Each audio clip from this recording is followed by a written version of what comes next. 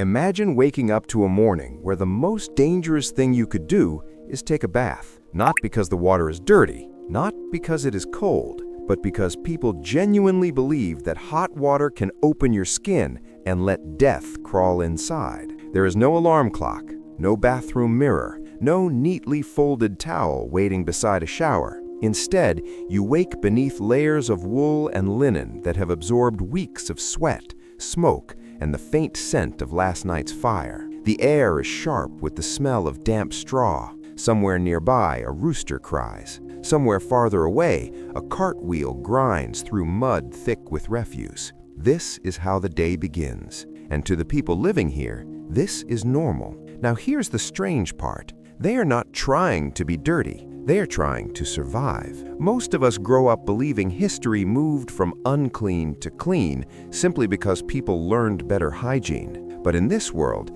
cleanliness is not about washing. Cleanliness is about protection. Water is suspicious. Heat is dangerous. The body is seen as something that must remain sealed, guarded, and undisturbed. If that already sounds completely opposite to everything you've been taught, take a moment to like this video. Because the deeper we go, the more this world will challenge what you think you know about health, science, and daily life. Step into a medieval morning and you'll notice something immediately missing: the sound of running water. There are no pipes, no taps, no drains. Water must be carried bucket by bucket from wells, rivers, or communal pumps. Every drop requires labor. Heating that water requires fuel. Fuel requires time, money, and effort. A full bath is not just rare, it is an event. But even if someone could afford the effort, many would refuse. Medical thinking of the time teaches that illness travels through corrupted air, something they call miasma, poisonous vapors that drift invisibly through the environment. According to this belief, the skin is not just a covering, it is a wall. Anything that opens the pores, especially hot water, weakens that wall. Bathing, rather than cleansing the body, is thought to make it vulnerable. So instead of washing, people practice what might be called controlled surface cleaning. A basin of cold water, a scrap of cloth, face, hands, maybe the neck. That is enough. The rest of the body remains covered, protected beneath layers of clothing that act as filters between flesh and the outside world. Clothing, especially linen, becomes far more important than skin itself. Linen undergarments are changed when possible, sometimes frequently among the wealthy. The belief is that linen draws impurities away from the body like a sponge. Sweat is not simply moisture. It is seen as a vehicle carrying harmful substances outward. If the fabric absorbs it, the danger leaves with it. In this way, a fresh shirt can feel cleaner than a bath. Imagine judging hygiene not by how often you wash, but by how often you change fabric. That is why bright white linen becomes a quiet symbol of status. It signals not only wealth, but health, discipline, and access to laundering, which itself is a demanding process involving soaking, beating, boiling, and drying cloth over days. Clean fabric is labor made visible. And while we're here, if this is changing how you see something as simple as getting dressed, comment below what surprised you the most so far. These small details often reveal more about history than kings or battles ever could. Now let's walk outside. The street is narrow. Buildings lean inward as if they are conspiring to block out the sky. Upper floors jut over the road, trapping smells below. The ground is not pavement as we understand it. It is a shifting mixture of mud, straw, animal droppings, spilled ale, ashes, and whatever else has been discarded that week. Cities are alive, but they are also constantly decaying. Waste management exists, but not in the organized systems we rely on today. Refuse is collected inconsistently. Pits fill quickly. Gutters clog. Rain helps, but also spreads contamination. Animals roam freely, consuming scraps and contributing their own. Nothing is neatly separated. Everything mixes. And yet, people adapt. Trades develop around this reality. Workers remove waste manually. Others collect materials that modern society would consider revolting. Urine, for example, becomes a valuable industrial ingredient used in cleaning cloth and processing leather. What is repulsive to us is economically essential to them. Daily life operates in a cycle where nothing is wasted because nothing can be. Even smell has a purpose. Fragrant herbs are carried, hung indoors, or sewn into garments, not simply for comfort, but because strong scents are believed to purify the air. Sweet smells fight bad ones. Aroma becomes a form of defense. Flowers, spices, and resins serve as invisible shields against illness. This is why markets are filled not just with food, but with bundles of rosemary, lavender, sage, and other plants valued as much for perceived protection as for flavor. Health is not about eliminating germs. Germs are unknown. Health is about balancing the environment, controlling exposure, and maintaining harmony between body and surroundings. Seen through that lens, their behavior is not strange at all. It is logical. It is systematic. It is built on observation, even if the conclusions differ from modern science. Now consider personal grooming. Without modern dental care, people rely on abrasive powders made from crushed minerals, salt, or charcoal. Cloth replaces brushes. The goal is scraping rather than polishing. It is harsh, uncomfortable, but practical within their understanding of decay. Medical treatment follows the same pattern: direct, physical, immediate. Remedies lean heavily on herbs, alcohol, poultices, and bloodletting, all rooted in theories about balancing the body's internal forces rather than targeting microscopic pathogens. Life expectancy is shaped not just by disease, but by the sheer physical intensity required to maintain daily routines. Everything demands effort: hauling water, chopping fuel, repairing structures, preserving food, washing clothes, tending animals. Survival is an ongoing negotiation with the environment. And strangely, this constant exposure builds resilience. People grow up surrounded by microbes, smoke, animals, and unfiltered landscapes. Their immune systems adapt from infancy in ways that would overwhelm someone transported directly from the modern world. That doesn't mean life is easy. It means life is continuous work. If you're still with me,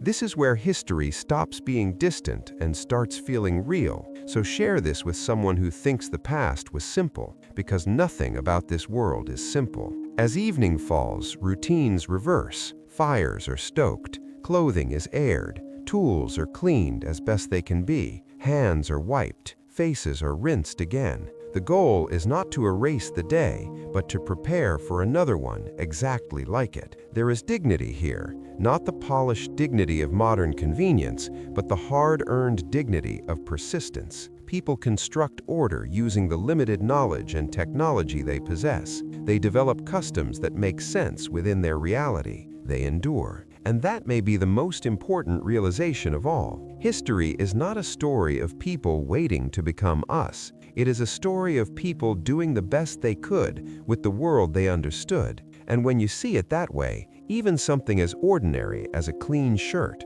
a handful of herbs, or a basin of water becomes evidence of a much larger struggle, the human attempt to live safely in a universe that still felt mysterious and unpredictable. As night deepens over this medieval landscape, something unexpected happens. The world does not grow quieter, it changes character. Darkness is not simply the absence of light, it is a boundary. Without street lamps, without electricity, without the constant glow we take for granted, night redraws the limits of human activity. Movement slows, sounds travel farther. A single footstep echoes against timbered walls. A door closing can be heard halfway down the lane. People become acutely aware of their surroundings because visibility is limited to firelight and memory. Inside homes, illumination comes from candles made of tallow or beeswax, or from oil lamps that flicker and smoke. The light is uneven, alive, always threatening to fade. Shadows gather in corners. Every object must be placed intentionally because finding it again in dim light is not guaranteed. Even basic tasks require planning around daylight. This is a world ruled by the sun's schedule. And yet, despite these constraints, life does not pause, it adapts. Meals are prepared slowly, often from ingredients preserved through salting, drying, or pickling. Freshness is seasonal and unpredictable. The idea of refrigerated storage is unimaginable, so knowledge of preservation is essential. Families rely on experience passed down through generations: how long meat must cure, which herbs prevent spoilage, how to store grain where moisture cannot reach it. Food safety is not measured by thermometers or expiration dates, but by smell, texture, and instinct. These skills are survival knowledge, not hobbies. When you think about it, every era has its own version of common sense. Today, we check labels and settings. Then, they trusted observation. The senses were tools sharpened by necessity. If this makes you reconsider how dependent we are on invisible systems, electricity, logistics, sanitation, take a moment to reflect on how many of those systems you used just this morning. And if this kind of perspective shift interests you, consider sharing this video. Conversations about history are often really conversations about ourselves. Now imagine clothing again, but not as fashion, as infrastructure. Garments serve as insulation, protection, storage, and even identity. Without synthetic fabrics, every thread is the result of manual labor: shearing, spinning, weaving, and sewing. Owning clothing is equivalent to owning time. Repairs are constant. Patches are not signs of poverty, they are evidence of care. A well-maintained garment may last years, reshaped and resewn as bodies change. Laundry, when it happens, is a full-day undertaking. Water must be hauled, fires must be lit. Soap, often made from ash and fat, must be prepared. Cloth is scrubbed, rinsed, wrung, and hung to dry in open air. It is physical, repetitive work. This is why frequent linen changes signal wealth. Someone else is performing that labor. The rhythm of life is dictated not by convenience, but by effort. Let's step into the mindset shaped by this environment. In a world where disease appears suddenly and without clear cause, explanation becomes as important as treatment. People interpret illness through the frameworks available to them: balance, environment, divine will, seasonal change. Remedies combine physical care with symbolic reassurance. A tonic might include both medicinal plants and rituals meant to restore harmony. To modernize, these practices may seem ineffective, but they represent humanity's oldest instinct: to seek patterns, to impose meaning on uncertainty, to act rather than surrender. And sometimes they worked. Not always for the reasons people believed, but because certain herbs did have antibacterial properties, certain fermented liquids did reduce contamination, and certain habits unintentionally limited exposure. History is filled with accidental wisdom. As towns grow, so do attempts to organize space. Markets develop rules about where animals can be sold. Craftsmen cluster by trade. Waste areas are designated, even if imperfectly enforced. Governance evolves through trial and error. What begins as informal practice gradually becomes regulation. Civilization is not built in grand leaps. It is assembled piece by piece, adjustment by adjustment. Pause for a moment and think about that. The systems we rely on today, plumbing, public health, urban planning, did not appear fully formed. They are the cumulative result of centuries of observation, failure, and adaptation. If this realization gives you a new appreciation for the infrastructure around you, drop a comment describing one modern convenience you now see differently. Sometimes history teaches gratitude more effectively than nostalgia. Back in this earlier world, community plays a role that technology now fills. Information spreads through conversation, not broadcasts. Advice comes from neighbors, elders, and local specialists. Knowledge is local, practical, and deeply tied to environment. What works in one village may not work in another. Understanding is shaped by landscape as much as by tradition. Even time feels different. Without precise clocks governing every minute, days are measured by tasks completed rather than hours elapsed. Productivity is tangible: wood chopped, grain milled, cloth woven. Life is less abstract, but far more physically demanding. And yet, despite hardship, people celebrate. Festivals mark harvests. Music fills halls and courtyards. Stories are shared aloud, preserving memory in ways that feel immediate and communal. Entertainment is not consumed passively, it is created collectively. This balance between struggle and celebration is essential. Without it, morale would collapse. Joy is not optional, it is resilience. Consider how different that is from today's digital distractions.